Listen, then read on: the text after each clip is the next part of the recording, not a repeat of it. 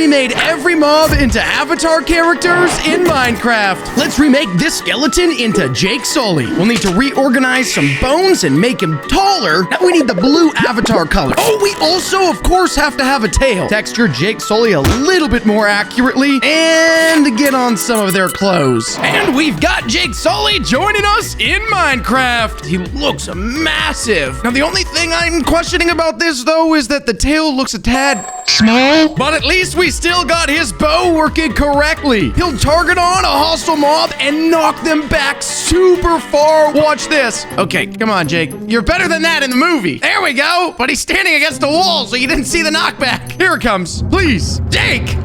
There we go. Smacked him back. Perhaps over time he'll improve. And he's gonna need to because we're gonna be having 3 battles. Let's turn this iron golem into an AMP suit. Adjust the core here to be even more beefy. That looks better. And now we need to build the legs to match the mechanical machine look. The same for the arms. This suit can punch through entire tree trunks. And boom, the AMP armor texture. Then let's grab the golem head and put it inside the front shield on the AMP.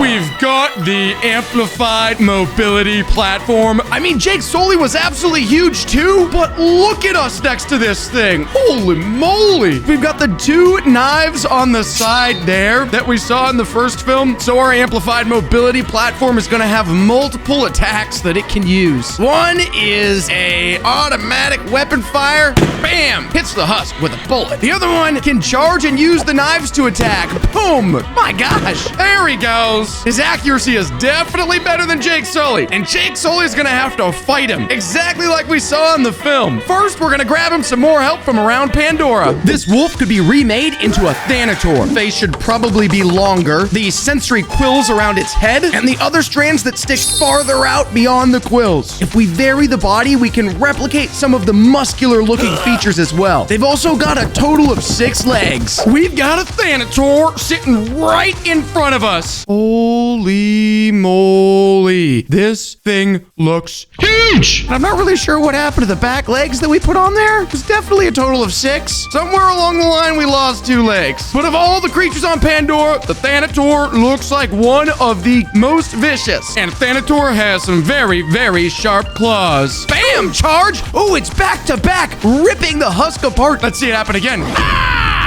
That husk somehow survived both of those attacks. Those attacks happened so quickly that is definitely gonna be useful. Let's grab just a little extra help though. Let's remake this cow into a hammerhead. Duplicate the cow torso to add some size to the body, and the neck will shift up here. Using multiple cow heads, we can build the big hammer portion. The hammerhead also has 3 legs on each side. Texture on some colors, and the hammerhead's mouth sits underneath its hammer. We've got ourselves the first hammerhead ever brought into Minecraft. We managed to keep all 6 legs somehow. And this colorful top, it can be used to either scare off any threat, but can also be used to attract mates. We're gonna focus hard on how hard that hammer is. Bam! Whacks the husk up into the air. Goes in for a charge, smacked him in 2 hits. Let's see if he can hit 2 husks at once. It's still just a single hit, or that guy got very lucky. Here comes another charge though. Is it always a 2-hit wonder? It is. Woo! Spicy. Well, let's pop inside our brand new Pandora arena and find out who comes out on top. We've got Jake Sully, the Hammerhead, and a Thanatore here against our AMP.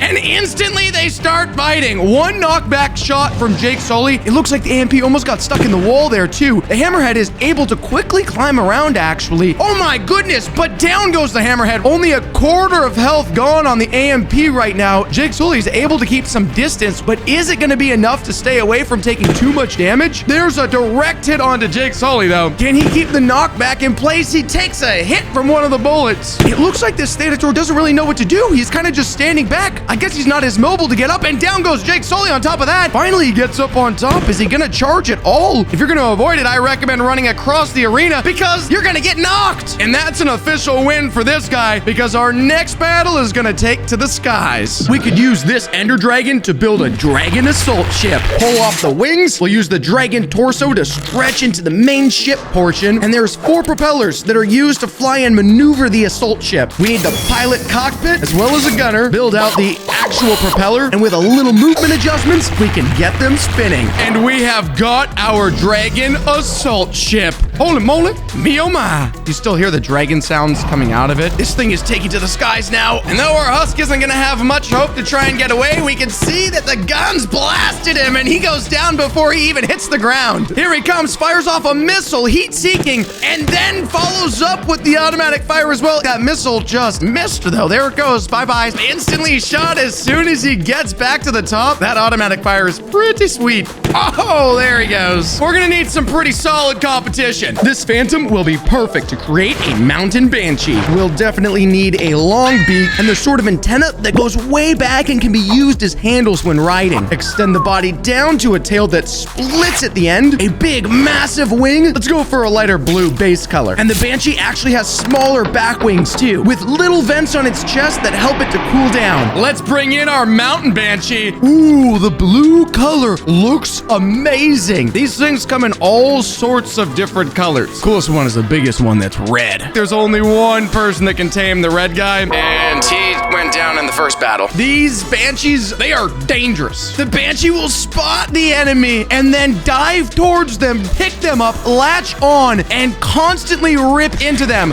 Look, here it goes. Oh, not good. Oh my goodness, that is so gruesome. Will the Banshee be strong enough to hold on to the assault ship? We best grab some extra help in case it's not the case. Let's remake this bat into a sting bat. Tiny little stubby nose, spiky flares that'll be coming off of its head. It'll have a similar body shape to the Banshee, but it's gonna be much smaller. Give it some blue coloring, then a second pair of limbs that are legs instead of wings. Similar colorful large wings, and additional smaller back wings too. And we've got ourselves a sting bat, which looks way smaller than the Banshee. Equally as cool, the coloring on Pandora creatures is immaculate. But of course, since he's so small, he's actually extremely agile and may be able to dodge any attacks coming in. The sting bat can attack really quickly and also spits a poisonous projectile that can infect mobs, slowly eating away at them. And the attack comes in so quickly from a sting bat that there's no way that the damage will pretty much ever wear off. I guess that gunship is gonna be in a little bit of danger. Will a Banshee and a sting bat be enough to take it down though? We've got the assault ship, and we've got ourselves a Banshee, and we got ourselves a sting bat. Who is going to go first? The sting bat actually takes the first hit, and they're going above the clouds into the sky, above the floating islands, higher and higher and higher. Oh my gosh, that Banshee just went down so quickly. Oh no, oh no, oh no. There's no way this sting bat can do it on its own. They've landed hardly any attacks, and down he goes. And now we go into our sea arena in order to take the battle to the waters. Let's remake this spider into a crab suit. That'll be an Avatar Way of the Water. Remove the spider limbs first, turn this body into a beefier mechanical machine. Now mechanical crab legs. Throw on 2 front pincers, and then match the rest of the textures all around. We have got the brand new, never before seen crab suit in Minecraft. And these legs that it walks on can be retracted and pulled in so that the crab suit can become both land and water. Or walk in the water. Or swim in the water, technically. And the crab suit has 2 different attacks that it can use. It can fire heat-seeking missiles repeatedly and also chase you down and crab grab you. Here comes those heat-seeking missiles. 1, 2,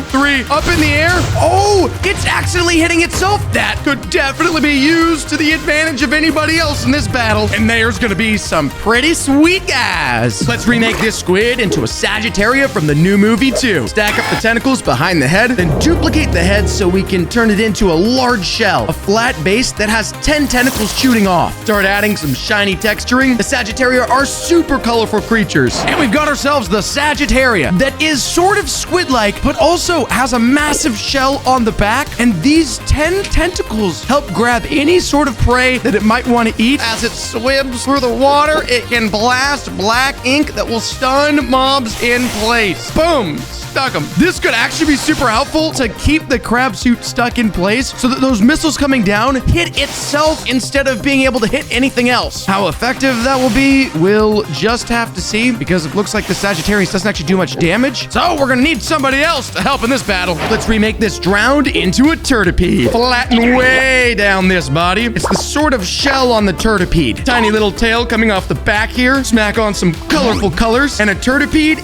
is a sort of cross of a turtle and a platypus, so we need the platypus bill. We have got a turtipede. A platypus, turtle, centipede, cross, I think. Loads of fins around the back, little tiny tail, and of course the one massive fin on top. The turtipede can charge mobs in the water, swimming towards them and give them a massive knock. Ooh, hit him right on the noggin. Here comes another knock and stunned him again. The two of these back to back is going to be a bit of a challenge for this crab suit. It's probably going to spend most of its time just standing there stunned. Let's grab a species that can do a significant amount of damage though. This dolphin can be remade into a tulkun. It'll have a large whale shape and its tail has 4 different fins on it with 2 larger fins along its side too. It has a much darker look though, with both black and white texturing. We've got ourselves a tulkun joining us in this water arena who looks a little bit vicious. Though the tulkun isn't really known to eat somebody like me, instead, the tulkun will opt for a sound wave attack that can deal a significant amount of damage, and then follow up with a body slam that will do AoE damage to any mobs in the area. Swims up into the sky, blasting the sound wave attack. We might see a body slam here on these 2 husks. Slammed him! Down he goes. Or a couple stuns. A sound wave attack and a body slam gonna be enough to take down a crab suit. We're getting no more help, so it's time to find out. We got ourselves the crab suit, our Sagittario, a turtipede, and our tulkun. And who is going to land the first attack? It's the sound wave. Hits the crab suit. Is the crab suit gonna get stuck? Fires off the missiles, and the missiles hit absolutely everybody because they're all grouped up together. This might be the move they need so they can keep the crab suit pinned, so the missiles keep hitting him as well as themselves. All 3 of them still stand right now. There goes a body slam from the tulkun. There's another stun. It did land, and there's missiles. Unfortunately, the crab suit was stunned away from where the missiles hit, and so he was able to avoid most of the damage that came in. Here's more missiles right here. Only one of them landed, and the rest of them hit this tulkun